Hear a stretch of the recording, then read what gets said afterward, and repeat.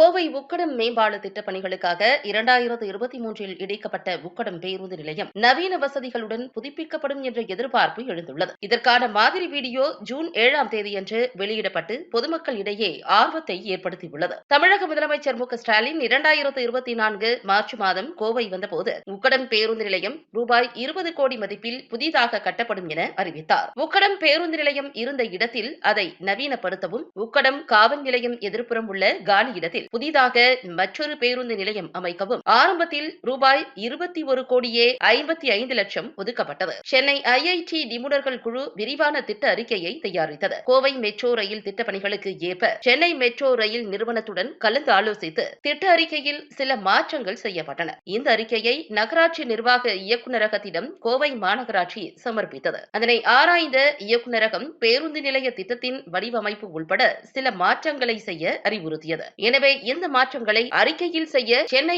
IIT-ஐ சேர்ந்த நிபுணர் குழுவை மாநகராட்சி கேட்டுக்கொண்டது. அந்த மாற்றங்கள் செய்யப்பட்டு மீண்டும் இயக்குநரகத்திடம் அறிக்கை சமர்ப்பிக்கப்பட்டது. இந்த மாற்றங்களால் திட்டத்தின் மதிப்பீடு ரூபாய் 21 கோடியே 55 லட்சத்திலிருந்து ரூபாய் 29 கோடியாக அதிகரித்துள்ளதாக தெரியவருகிறது. உக்கடத்தில் அமைய உள்ள 2 பேருந்து நிலையங்களிலும் குறைந்தது 25 பேருந்துகளை நிறுத்தக்கூடிய பஸ் பேக்கள் இடம்பெறும். இத்துடன் 2லும் வணிக வளாகம், கடைகள், ஃபுட் கோர்ட், பயணிகள் காத்திருப்பு அறை, டிக்கெட் முன்பதிவு இடம் இடம்பெறும். மேலும் 32 கார், 100 2 சக்கர வாகனங்கள் நிறுத்தும் இடம் அமைய உள்ளதா. இத்துடன் 2 பேருந்து நிலையங்களை இணைக்க நடை மேம்பாலமும் வர வாய்ப்புள்ளது என தெரியவருகிறது. அரசு நிதி வழங்கியதும் பணிகள் துவங்கும் என தகவல்கள் ஒருபுறம் வர, மற்றொரு பக்கம் இந்த பேருந்து நிலையத்தின் கட்டுமான பணிகள் 60 நாட்களில் நடைபெறும் என கூறப்படுகிறது. இந்த நிலையில் இந்த பேருந்து நிலையத்தின் மாதிரி வீடியோவும் தற்போது ஜூன் 7ஆம் தேதி வெளிவந்து எதிர்பார்ப்புகளை அதிகரித்து வருகிறது.